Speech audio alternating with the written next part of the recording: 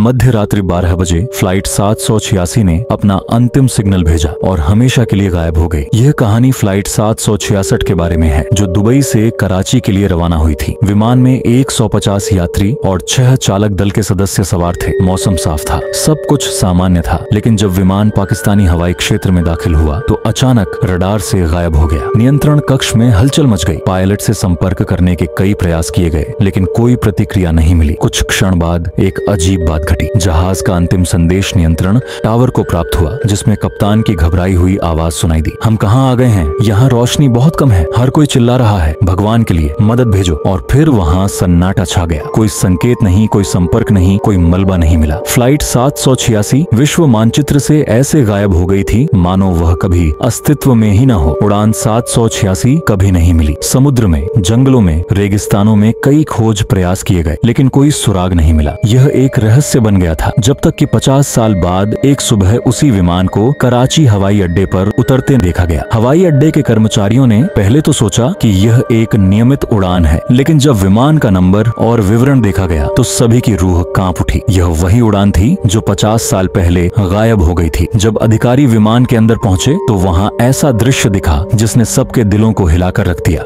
यात्री अपनी सीटों पर बैठे थे, लेकिन उनके शरीर कंकाल में बदल गए थे, जैसे किसी ने उन्हें पल भर में सुखा दिया हो। कप्तान का हाथ नियंत्रण पर स्थिर था, मानो उसके सिर में अभी भी जीवन की चिंगारी बाकी हो। यात्रियों की आंखें खुली की खुली रह गई थीं, मानो वे किसी अवर्णनीय भय से मर गए हों। उनके चेहरों पर भय के चिन्ह स्पष्ट थे, मानो उन्होंने कुछ ऐसा देख लिया हो जो मानवीय समझ से परे हो। लेकिन सबसे भयावह चीज थी वो वॉइस रिकॉर्डर, जिसमें अंतिम शब्द रिकॉर्ड किए गए थे। हम समय में फंस गए हैं, यह कोई और जगह है, वे हमें वापस अंदर नहीं आने देंगे। विमान में क्या हुआ? जांच शुरू हुई, लेकिन जो कोई भी जहाज के अंदर जाता वह गंभीर रूप से बीमार हो जाता या पागल हो जाता। कुछ इंजीनियरों ने दावा किया कि उन्होंने कॉकपिट में एक छाया को घूमते देखा। वॉइस रिकॉर्डर का विश्लेषण करने वाले विशेषज्ञों ने कहा कि रिकॉर्डिंग में कुछ अतिरिक्त ध्वनियां भी थीं, जैसे किसी की फुसफुसाहट या किसी की धीमी हंसी। विमानन विशेषज्ञ हैरान थे कि आखिर 50 साल बाद अचानक विमान की वापसी कैसे संभव हो सकती है। बिना ईंधन के